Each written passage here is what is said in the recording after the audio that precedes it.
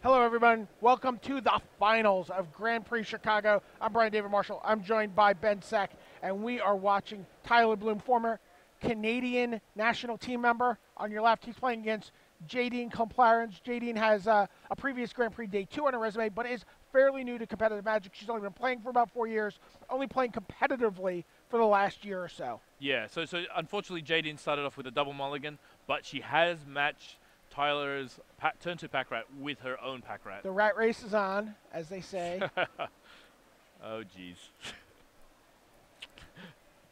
Watch Jadine talking to Jared Betcher. This was the matchup she faced in the quarterfinals, and they were joking about how bad Bile Blade is in this matchup.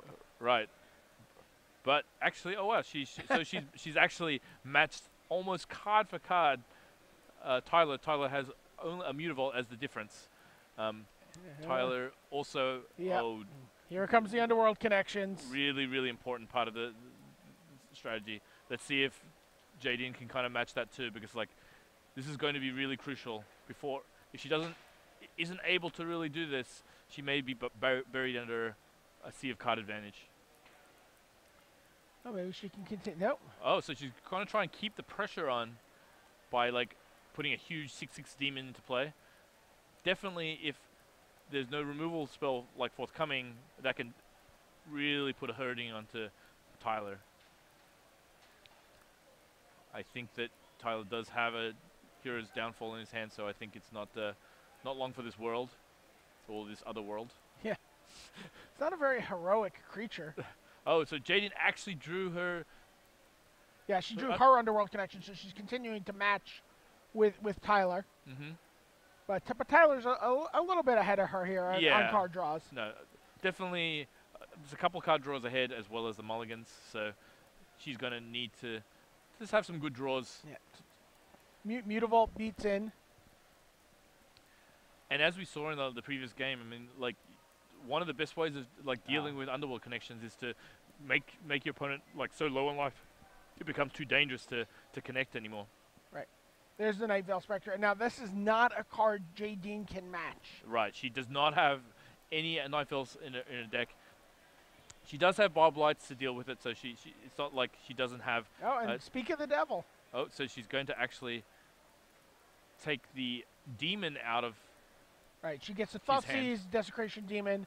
Now she has a clear window to Bile Blight the Night Veil Spectre. Although she might want to. Yeah, she might get a little greedy and then see if she can get the 2 Mutavaults. She's gonna see. But I mean, also, do you really want to let your opponent hit you with a Night Veil Spectre when they can cast every card in your deck guaranteed? This is the worst situation to be in. She might actually have two Barb Lights, and that would even be. Well, that would be awesome. Awesome. That would unmulligan quite nicely. I think Tyler's like trying to see if he's walking into a trap right here. What happens if I think Admiral Akbar might show up.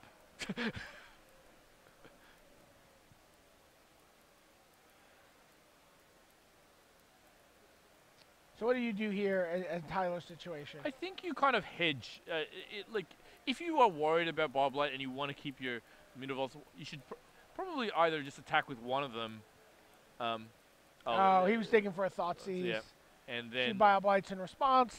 Oh, and okay, so the other card was an ultimate price, which actually can't hit either a Spectre or a Mutavault. So.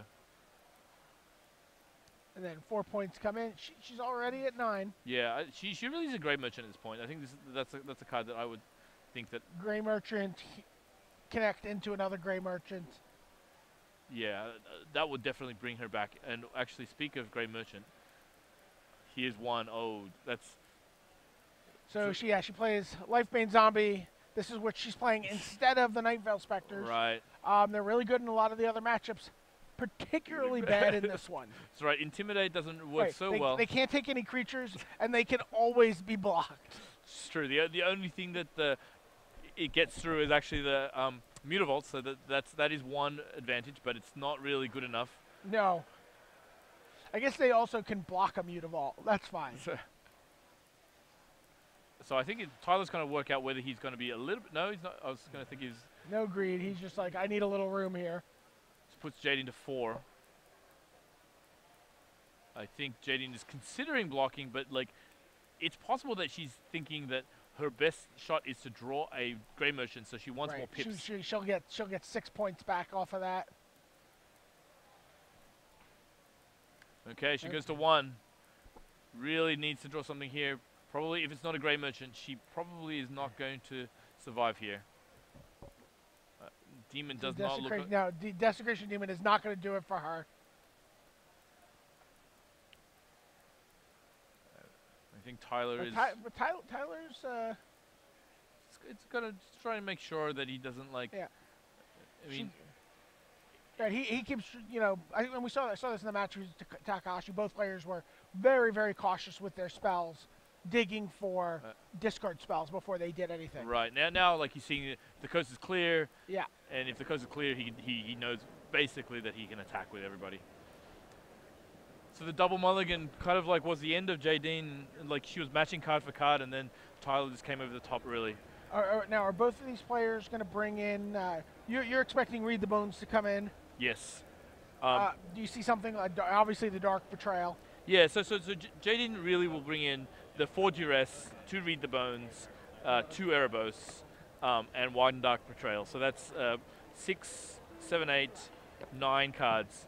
So Lifebane Zombies, yeah, get out the door. Right. Probably the Whip of Erebos is out there. It's very likely that some amount of, like, Ultimate Price. Yeah, Ultimate Price, yeah. Will come out, and then the rest will probably be Bulb Light. Yeah, Bulb Lights. Actually, and maybe a Hero's Downfall. Like she has to kind of hedge that a little bit.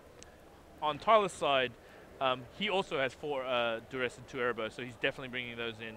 I don't think he's bringing in Farika's Cure, even though they're... It might be nice in this matchup if you think for some reason she's leaving in the Lifebane Zombies, but you have to expect she takes it out. I don't think the Farika... I mean, it's at its best killing Pack Rat, but you can't really kind of rely on it to do so. There's a Bulb Light. It depending on how many cards can come out, but like he has 2 Lifebane Zombies that will come out for sure, and then he has probably that's the only things that are guaranteed. So he actually has to kind of trim off a lot of the cards that maybe Jadine would keep in. Something like the Bulb Lights, Devour Flesh, Hero's Downfall, all could probably be shaved a little bit. Jadine has a few more cards, and to be honest, the big difference is the Read the Bones here. Read the Bones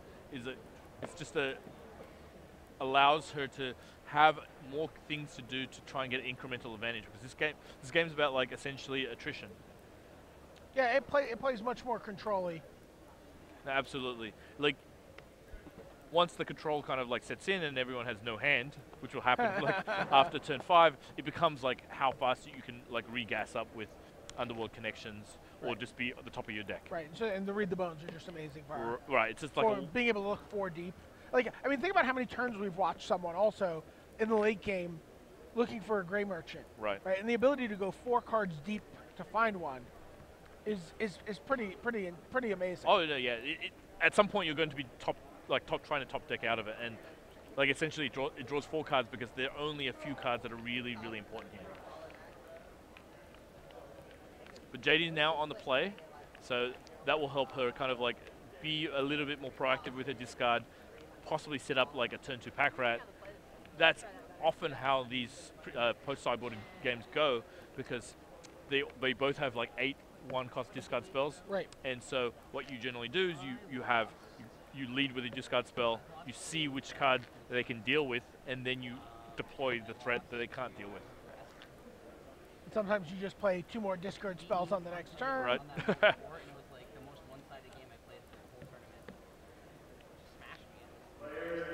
Is there a correct sequence you find, like, between Duress and Thoughtseize?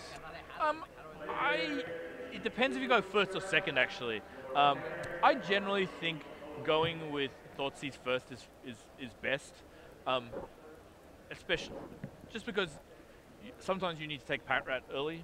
I think that's the big difference. I think if there wasn't a Pack Rat, like, I think going Duress is fine, because most of the important cards are non-creatures. But since Packrat can swing the game so drastically, I think you have to go with Thoughtseize. The 2 life early is not that big a deal. Okay. Oh, Jadine, unfortunately, goes down to 6. I mean, she's had not a lot of luck with her, like, opening hands. Tyler is going to keep... Well, that could also sometimes be, though, also knowing... That's true. I mean, a lot of times people, I think, misconstrue mulliganing as unlucky. Yes, that's true. And a lot of times a mulligan is, I know what cards I need for this match. I can have a perfectly playable hand. I can have lands and spells, but it's not the lands and spells I want. I'm not opening on a Thoughtseize. Oh, yeah, no, I totally agree. I mean, I think that, you know, for some of these matchups where, you know, if you don't have a turn 1 discard spell, the hand is actually pretty clunky. It's like, you know, you don't have any play till turn 3 or turn 4. Right. You know that your hand's likely just get stripped. Right. Strip bare at that point. Right, and Thoughtseizing away a Thoughtseize.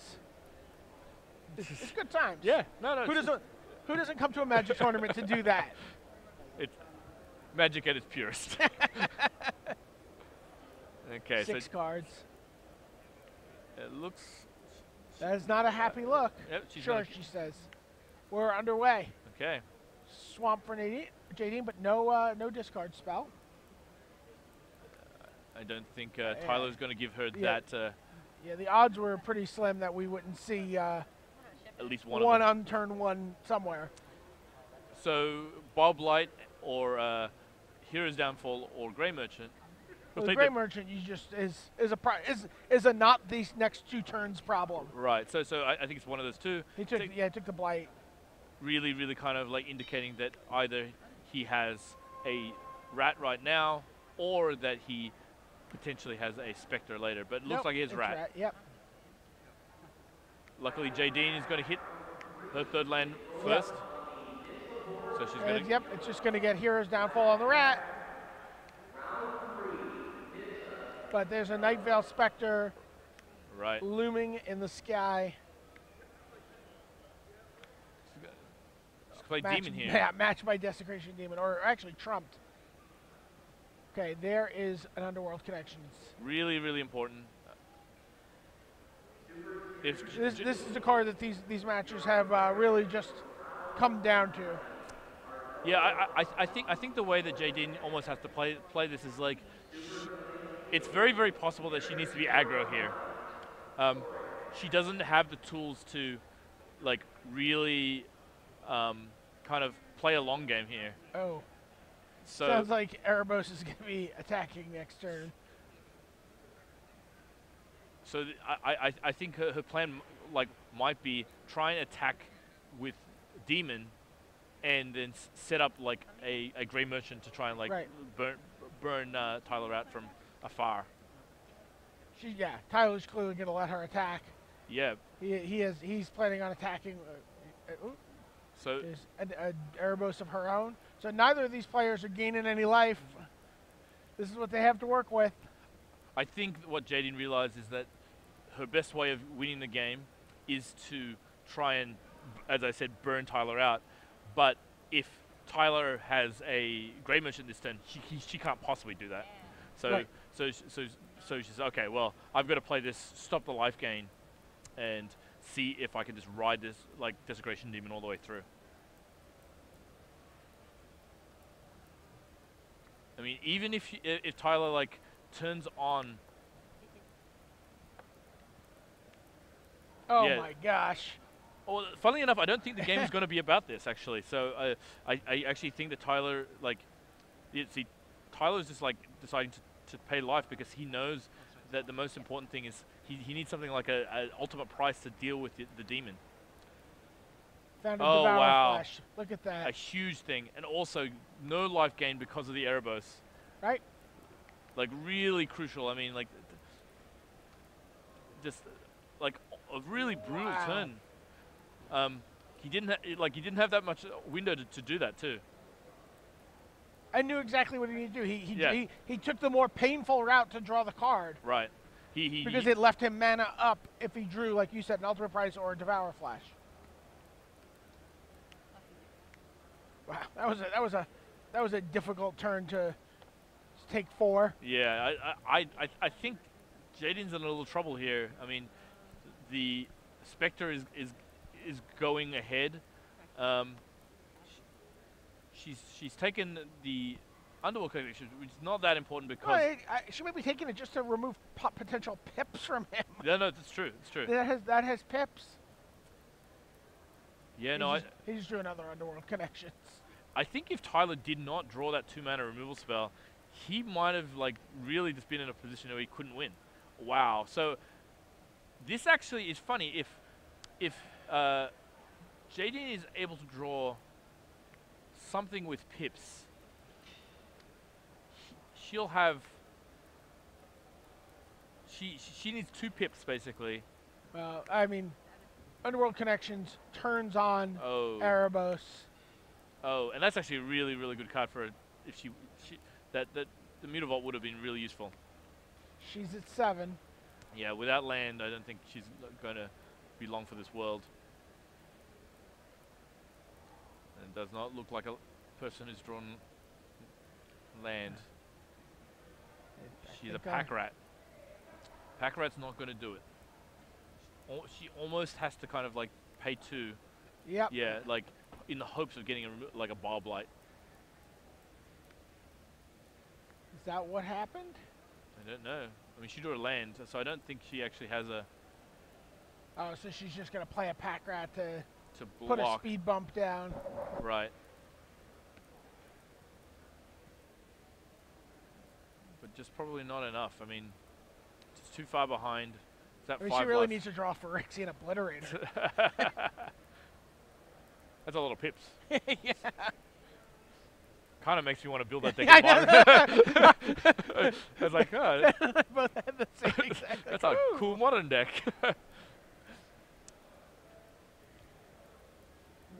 Splashing for pit fight. No, unfortunately. There you go. Tyler Blum is your Grand Prix Chicago champion. 2005, he was on the Canadian national team. 2014, he is qualified for Hawaii, and he is the Grand Prix champion. I mean, a really